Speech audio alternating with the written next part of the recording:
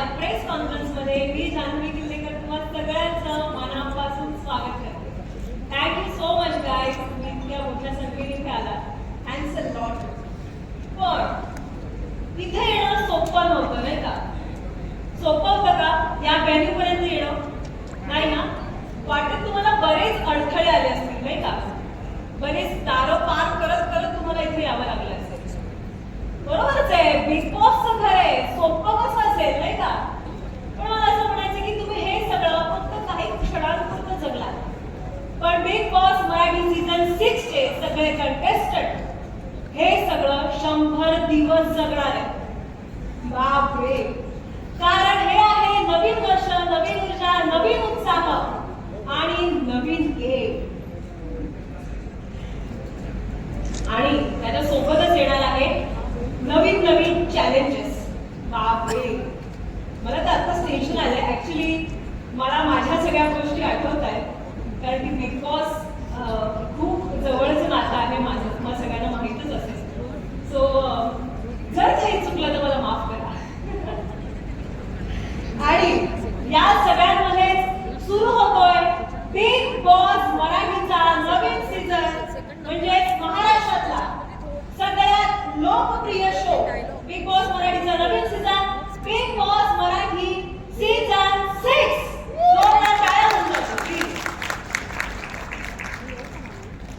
आणि या वर्षीची थीम काय आहे तुम्हाला सगळ्यांना माहीतच आहे. या वर्षीची थीम आहे दार उघडणार, नशिबाचा गेम पालटणार. And thank you so much. परत बिग बॉस मराठीची ही थीम म्हणजे बिग बॉस मराठीची 6 ची थीम ही अनोखी आहे. आणि या वर्षातली ही सगळ्यात मोठी बातमी आहे.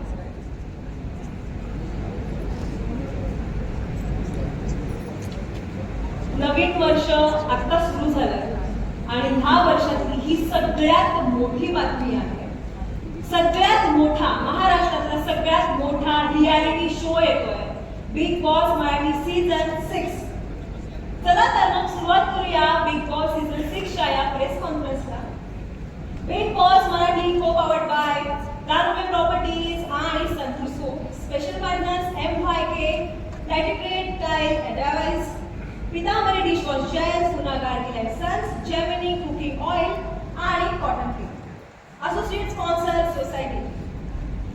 उन्हाळा संपला की ज्या आतुरतेने आपण पावसाची वाट बघत असतो, त्याच आतुरतेने आपण सगळेजण बिग बॉसच्या नवीन नवीन सीझनची सुद्धा वाट बघत असतो. म्हणजे अगदी लहानांपासून मोठ्यांपर्यंत, कलाकारांपासून ते पत्रकारांपर्यंत सगळेच मराठी बिग बॉसची वाट बघत असतात. म्हणजे मला असं सांगायला आवडेल की तुम्ही पत्रकार तर महाराष्ट्रात जे राजकारण चालू आहे ते राजकारण सोडून तर आपण सगळे बिग बॉसच्या घरात काय राजकारण सुरू असणार आहे याची चर्चा जास्त असते नाही का? आमच्या सीझनला तर आम्ही आमचे नवीन नवीन खेळ खेळत राहिलो, पण महाराष्ट्रातल्या कानाकोपऱ्यात आम्हा सगळ्यांना पोहोचवलं ते तुम्ही सगळ्यांनी, आणि तेही अगदी गुलीगत पद्धतीने. So thank you so much. तुमचे जेवढे आभार मानावे तेवढे कमीच आहे. आणि मला असं वाटतं की तुम्ही स्वतःसाठी एकदा जोरदार टाळ्या वाजवा, कारण की तुम्ही आहात बिग बॉसचं घर कसं असेल, कोण कोण दिसणार आहे बिग बॉसच्या घरात, या सगळ्याच गोष्टींवर आज आपण गप्पा मारणार आहोत. यंदा इथे अनेक दारं दिसत आहेत तुम्हाला, आणि आता येत्या त्याचा एक्सपिरियन्स सुद्धा आलाच असेल. आणि येणाऱ्या प्रत्येकाच्या नशिबाचं दार पालटणार आहे यावर्षी. म्हणजे नेमकं काय होणार आहे? खरं तर या गोष्टीची मला काय, तुम्हाला काय, अख्ख्या महाराष्ट्राला उत्सुकता आहेच. पण सध्या मी वाट बघतीये बिग बॉस मराठीचे डॅशिंग, टक्कर, अक्कलून जबरदस्त असे होस्ट, म्हणजेच अर्थातच महाराष्ट्राचे लाडके भाऊ रितेश देशमुख यांची.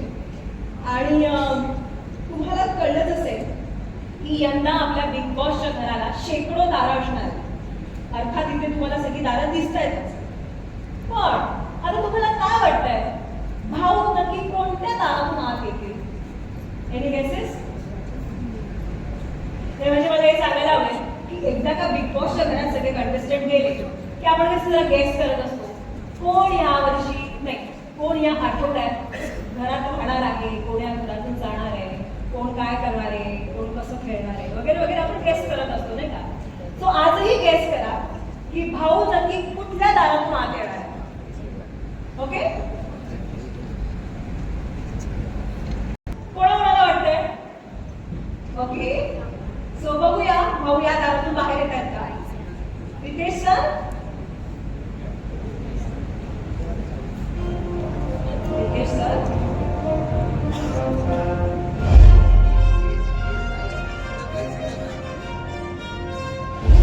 भाऊ नाही तिथे. बरं आपण बघूया भाऊ या दारातून बाहेर येतात काय. कोणाला वाटतंय की भाऊ या दारातून बाहेर येतील? प्लीज सांगा.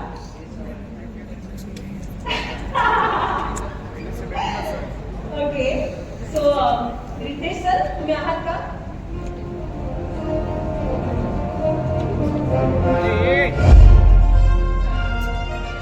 रितेश सर या दाराच्या मागे नाही. तर बघूया आपण पुढचे दार.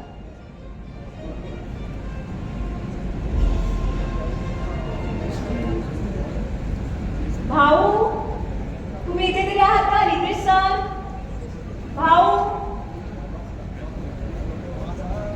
भाऊ दार उघडा. तसं तर आपल्या एंट्रीची सगळेच वाट बघतात, पण मी ठरवतो एंट्री कधी आणि कुठून घ्यायची. आता तुम्ही सगळे जमलाच आहात, थांबलाच आहात, तर तुमचा हा भाऊ तुम्हाला नाराज नाही करणार. मी येणार आणि नशिबाचा गेम पालटणार. अहो इकडे तिकडे काय शोधताय? हे बघा, मी ह्या दारातून येतो. सीझन 6 तर्फे मी तुम्हा सगळ्यांचं स्वागत करतो.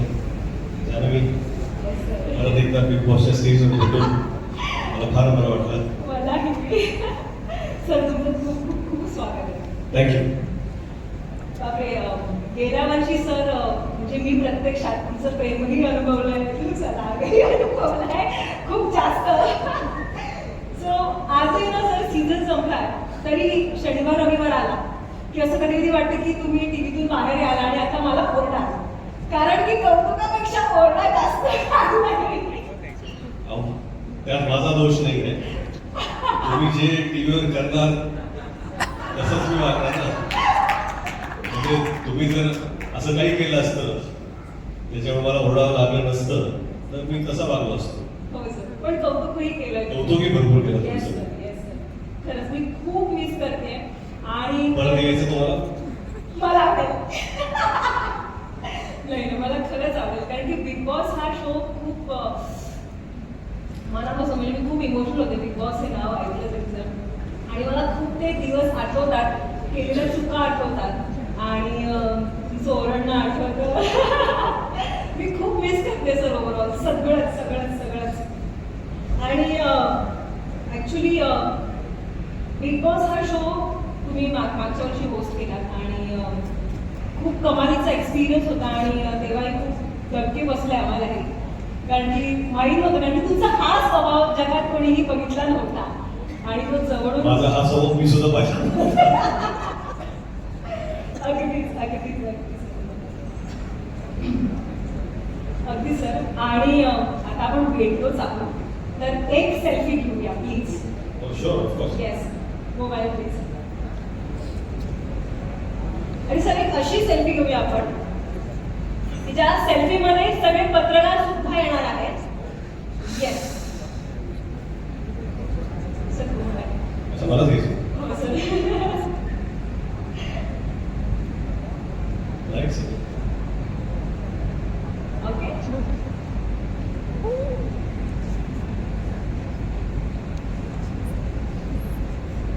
Yes.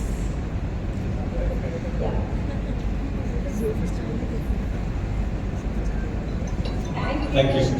Thank you so much.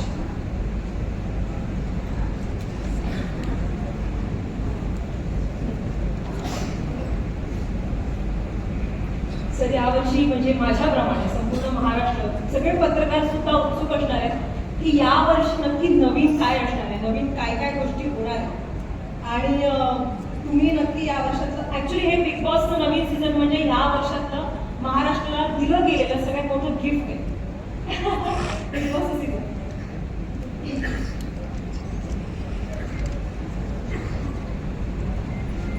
Sir आता महाराष्ट्राचं नवीन सीझन येतो आणि खरं तर मनोरंजनाचं महाद्वार उघडणार आहे. महाराष्ट्राचं तुफान घराघरात येणार आहे आणि खरं तर हे ऐकलं आणि सगळ्यांचा जीव भांड्यात पडला आहे. तारीख समजले काय आहे, वेळ समजले काय आहे आणि बिग बॉस मराठी म्हणजे नेहमीच वेगळे पण असतं. अगदी घराच्या लूकपासून ते दिसणाऱ्या सगळ्या कंटेस्टंट पर्यंत सगळंच काय काय आपल्याला नवीन गोष्टी पाहायला मिळणार आहे. सो घर तयार आहे आणि कंटेस्टंटही ठरलेच असतील. तर प्लीज सांगा ना सर यावेळी कोण कोण असणार Big Boss? नाही, खरं म्हणजे फार म्हणजे जवळपास सगळ्यांचा जर गैरसमज आहे की जे कंटेस्टंट येते ते मला माहिती असतात कोण आहे. तुम्ही जसं मला विचारता तसं मी बॅकस्टेज विचारतात कोण आहे, मला तरी सांगा.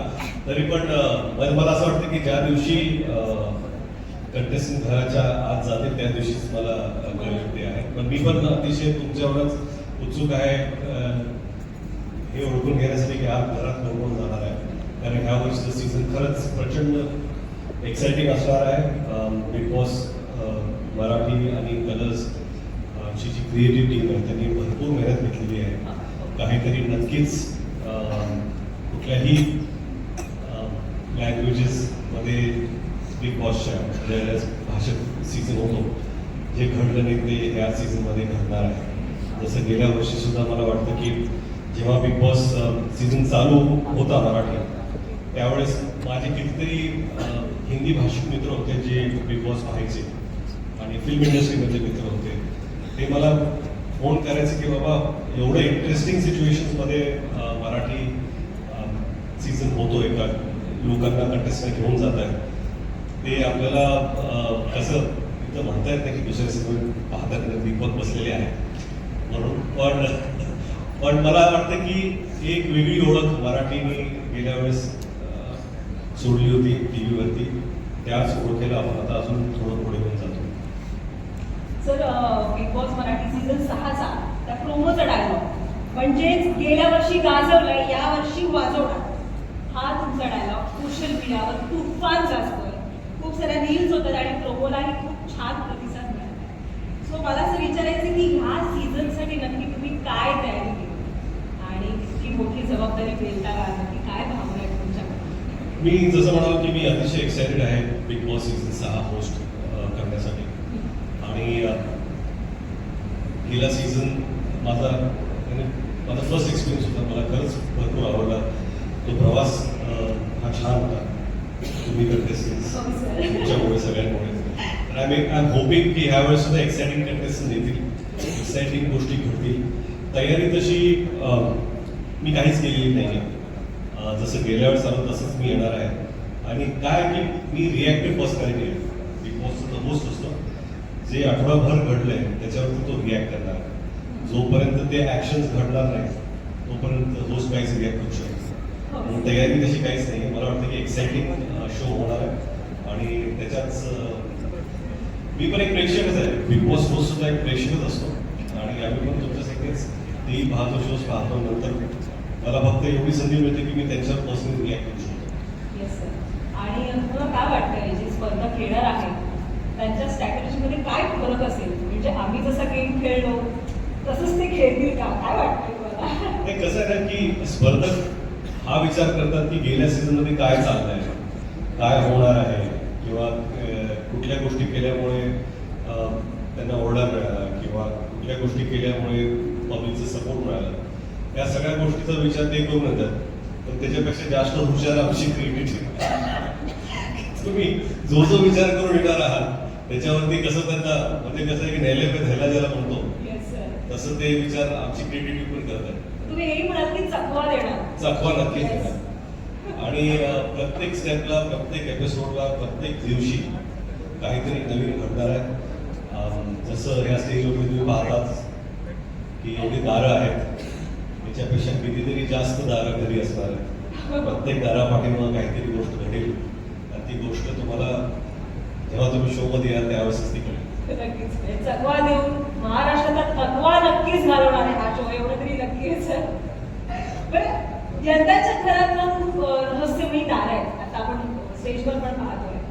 ती दारं नक्की सरप्राईज देतील की धक्का देणार आहेत? तुम्ही काय सांगाल? म्हणजे या वर्षीचे स्पर्धक गेम प्लॅन्स करून येतील, स्ट्रॅटेजीज असतील आणि त्यांच्या स्ट्रॅटेजीमध्ये काय मोठा फरक असेल? मला वाटतं की कसं आहे की प्रत्येक वेळा एखादा कंटेस्टन्स काहीतरी विचार करून येतो की मी आता ही स्ट्रॅटेजी वापरणार आहे. परंतु प्रत्येक दारा पाठीमागे मला असं वाटतं की काही सुखद धक्के असतील, काही जोरदार धक्के पण होतील. सरप्राईजेस तर भरपूर असणारच आहे. दार म्हटले की दारापलीकडे काय आहे याची उत्सुकता जेवढी आपल्याला असेल प्रेक्षक म्हणून, एवढीच कंटेस्ट म्हणून त्यांना पण असेल. आणि प्रत्येक दार एकाच दिशेने होणार आहे. ते हळूहळू आणि हळूहळू धक्के बसणार. हळूहळू धक्के बसणार, पण जोरदार धक्के बसणार.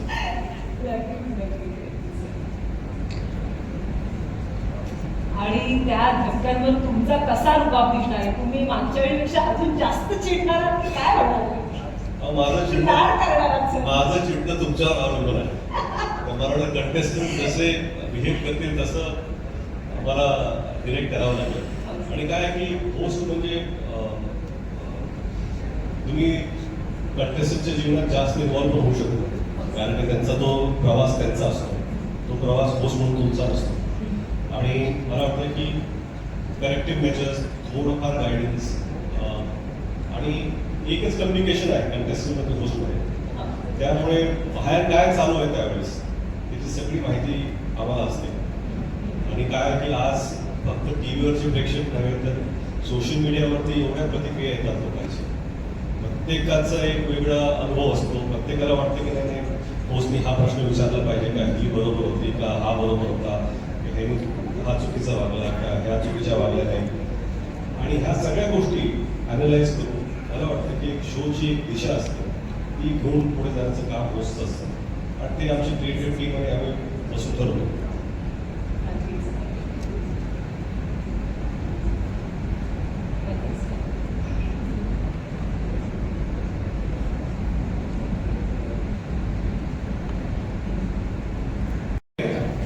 नमस्कार, मी नितीन मोरे लेसन बोलतो. नमस्कार. खरंच खूप भारी वाटतंय जेव्हा प्रोमो आला सहवासमध्ये आणि त्या प्रोमोची जी हवा झाली तेव्हा आजपर्यंत आहे. आणि आपल्यामध्ये सुद्धा खरंच एक्साइटमेंट आहे की आता यावर्षी काय नवीन बघायला मिळणार आहे.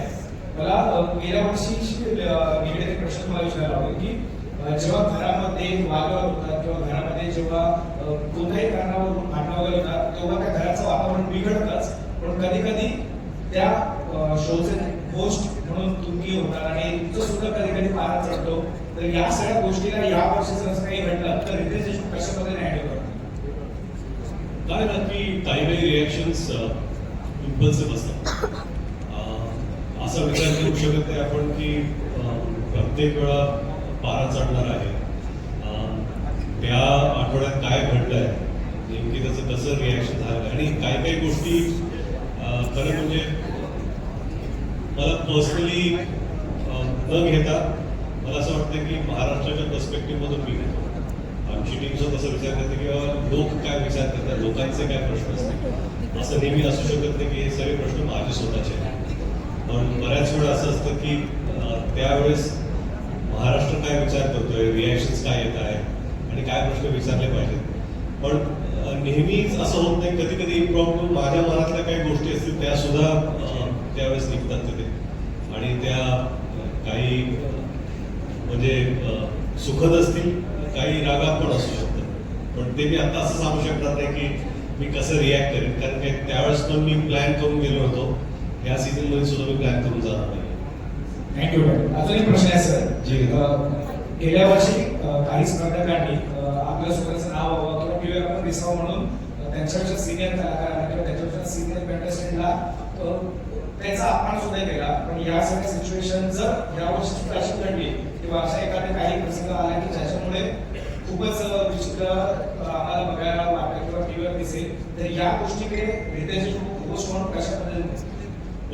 जसं गेल्या वर्षी रिॲक्शन होत्या, काही गोष्टी असतात ज्या प्रत्येक व्यक्तीची जी मर्यादा असते ती राखण्याचा प्रयत्न होस्ट म्हणून सुद्धा आणि चॅनल म्हणून सुद्धा आणि शो म्हणून सुद्धा ते आम्ही राखण्याचा नक्कीच प्रयत्न आणि प्रयास करतो.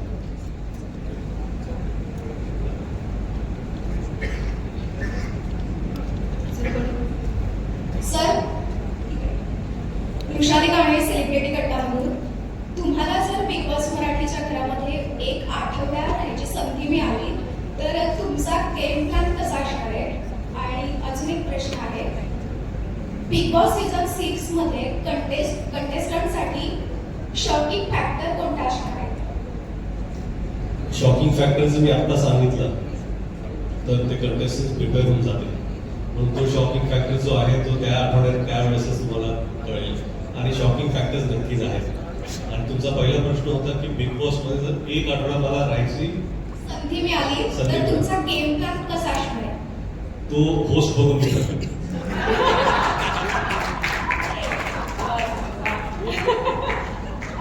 थँक्यू.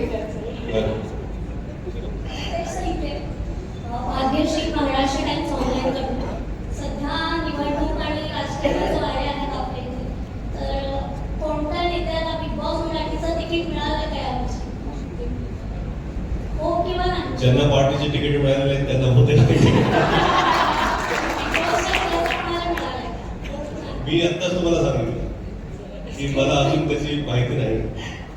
पण समजा जर पार्टीचं तिकीट मिळालं नसेल तर इथं पण मिळू शकतं का नाही ते पण माहिती नाही.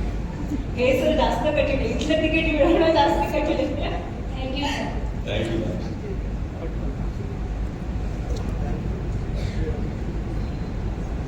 नमस्कार सर, श्रावणी विलास सतीश नमस्कार. मराठी वर्ल्ड एंटरटेनमेंट कडून मला विचारायचं आहे की मराठी प्रेक्षक बिग बॉसला फक्त शो म्हणून नाही तर भावना म्हणून बघतायत. या प्रेक्षकांच्या अपेक्षांचं ओझं होस्ट म्हणून तुम्हाला कधी जाणवलंय का? आणि बिग बॉस मराठीमुळे तुमचं आणि प्रेक्षकांचं एक नवीन नातं निर्माण झालंय, त्या बाबतीत काय बोला? आता ना मी माझी मुलं फुटबॉल खेळत असतात शनिवार रविवार प्रॉब्लेमसाठी. आणि मी जेव्हा जातो तर लहान मुलं ना मला बिग बॉस म्हणून म्हणतात. माझं नाव सुद्धा माहिती नसतं त्यांना. Big boss big boss big boss. तर कुठेतरी वाटतं की एक नवीन ओळख ह्या शोनी सुद्धा मला दिलेली आहे. त्यासाठी मी शोचा अत्यंत आभारी आहे. आणि दुसरा प्रश्न काय होता तुमचा? तुमचं आणि प्रेक्षकांचं एक वेगळं नातं निर्माण झालंय, त्या बाबतीत तुम्ही काय बोला? नाही तेच अपेक्षांचं ओझं तुम्ही असं म्हणाला होता. तर प्रत्येक शो नंतर ना असे बरेचसे ऑनलाईनवर लाईव्ह रिव्ह्यूज करतात. आणि कधी कधी मला वाटतं की हा तर माझ्यापेक्षा चांगला होतो रिव्ह्यू. कारण ते एवढे इन्वॉल्ड असतात. तुम्ही म्हणाल की भावना आहे, ते एक इमोशन आहे. आणि त्याच इमोशनमुळे बरेचसे लोक जे आहेत ते एवढे इमोशनली इन्व्हेस्टेड असतात. आणि मला वाटतं की ते ह्या शोची विक्री आहे की प्रत्येक प्रेक्षकाला इमोशनली ते इन्व्हॉल्व करून घेतात. प्रत्येकाला वाटतं की माझं एक घडलं आहे, मला हे सांगायचं, ही व्यक्ती मला आवडली नाही किंवा हा व्यक्ती व्यवस्थित. दर दिवशी शो संपला की त्यांचं ते लाईव्ह सुरू होतं लगेच. आणि त्यांच्या रिॲक्शन पाहायला मला फार आवडतं. असं नाही की प्रत्येक वेळा मला वाटतं की मी हा प्रश्न उचलणार आहे.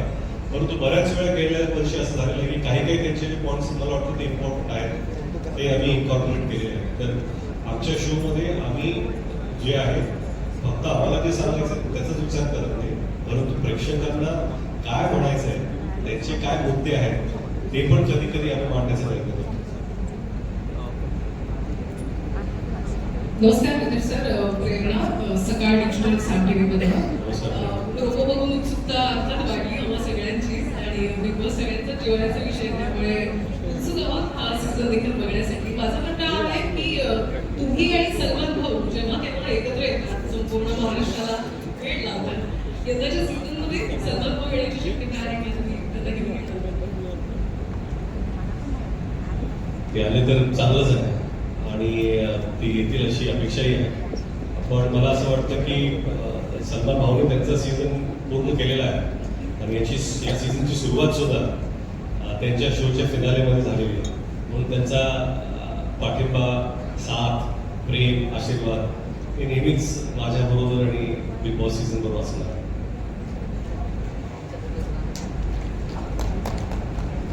थँक्यू.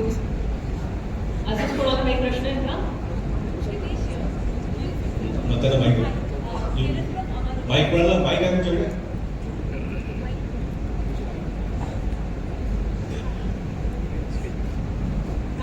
Keran from Amanjana. देश कई सारे reality shows including big boss में सेलिब्रिटी कपल पार्टिसिपेट करते हैं, तो कभी आपको और जेनिफर को मौका मिले, फिर चाहे बिग बॉस में हो आने वाले समय में या फिर कोई रियलिटी शो में एक साथ अपने लव केमिस्ट्री अपने equation as a reality couple कभी दिखाना चाहेंगे या कभी मौका मिले तो करना चाहेंगे? अगर उनके पास बजट हो इक्वेशन की बात करें कपल की, तो किस तरह की बातें हैं जो आपको लगता है कि स्क्रीन पे दिखा सकते हैं या स्क्रीन पे नहीं दिखाना चाहिए? मैं सवाल नहीं समझा कौन से कपल की और क्या करेंगे। अगर कपल कोई रियलिटी शो में पार्टिसिपेट करते हैं तो आपको जी। लगता है कि हर बातें जो है वो स्क्रीन पर दिखाना वैल्यूबल है या कुछ चीज़ों को एक्सप्लेन किया जाए? नहीं, मुझे ऐसा लगता है कि ये हमारी ये धारणा होती है कि जो हो रहा है वो सारी चीज़ें दिखाई जा रही हैं। बहुत सारी चीज़ें होती हैं जो नहीं दिखाते, और अनफॉर्चुनेटली वो बातें ऑडियंस तक पहुंचती नहीं है, इसलिए ऑडियंसेस उन्हें अप्रिशिएट नहीं कर पाते। पर जब कभी भी कोई कपल टीवी पर जाते हैं तो उन्हें मुझे लगता है कि पता होता है कि what are the things that dealing with. तो बहुत सारी चीज़ें होती है जो नहीं पता बोलना चाहते, और बहुत सारी चीज़ें होती है जो जताना चाहते हैं, बोलना चाहते हैं, इसलिए वो शो पर दिखाई देता है। But I think we need to really give it to the channels also for lot of things, and I am privy to it कि जो चीज़ें वो नहीं दिखाते, पता है कि ये टीआरपी लगेगी, पता है एक्साइटिंग है, शॉकिंग है, पर कई बार मॉरली करेक्ट चीज़ें भी हमें ये बताती है कि ये नहीं दिखाना चाहिए, आगे नहीं जाना चाहिए।